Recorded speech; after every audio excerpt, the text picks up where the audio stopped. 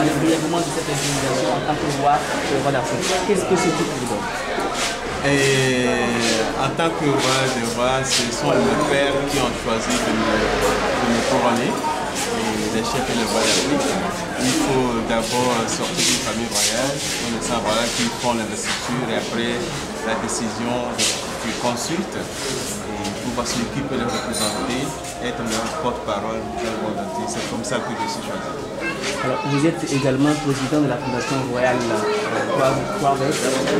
Alors, qu'est-ce que cette fondation fait exactement? Nous sommes là, l'association est créée en 1999 au Togo, et avec une CPC incorporée ici pour lancer des projets pour la jeunesse, mobiliser la jeunesse à se prendre en charge et en même temps pour lancer des projets humanitaires. Nous avons construit de l'eau potable, des dispensaires, des microfinances, le peu qu'on peut ajouter pour encourager et je ne vais pas dire chasser, mais arrêter un peu la pauvreté de la jeunesse togolaise.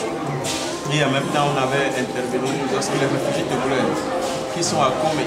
C'est moi qui ai amené du riz, le premier qui est arrivé pour assister à nos confrères qui souffraient là-bas.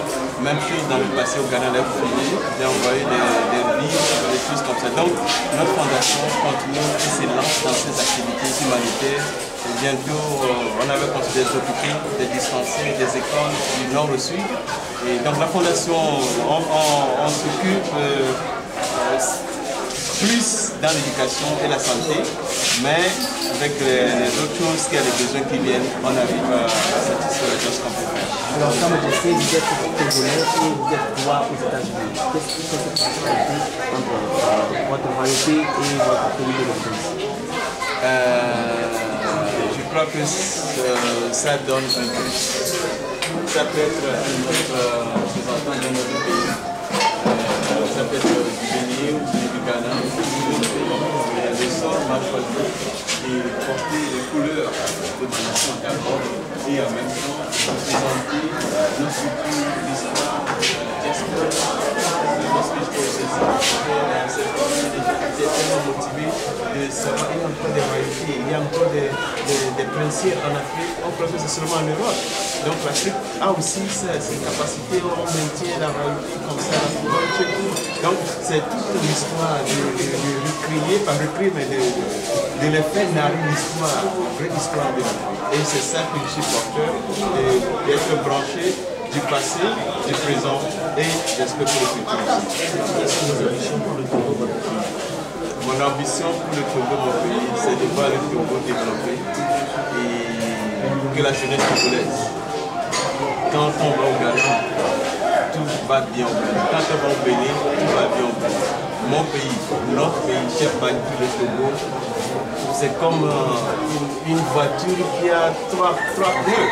Il faut que les quatre pneus fonctionnent pour que le pays marche et prenne ses allures. Donc c'est ça nos prières, je crois que c'est la prière de tout le monde.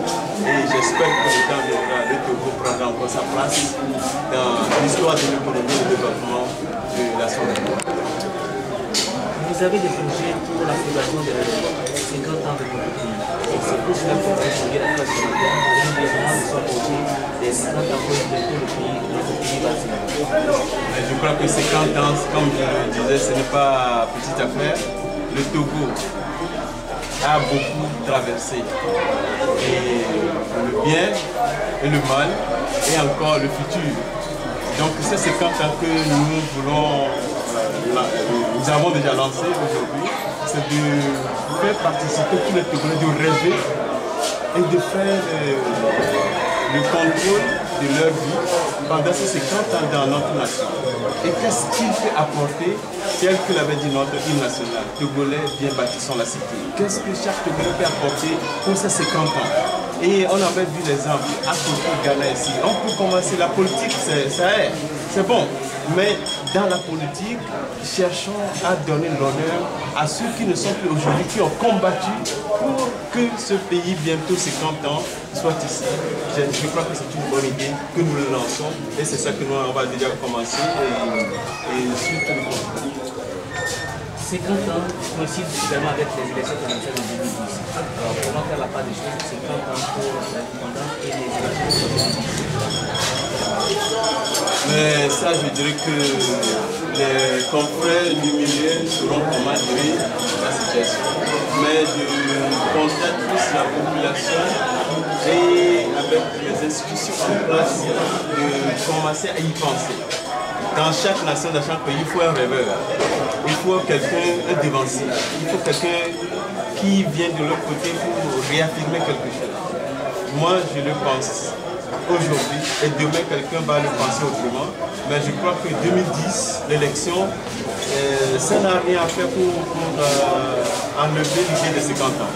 Il peut faire les campagnes.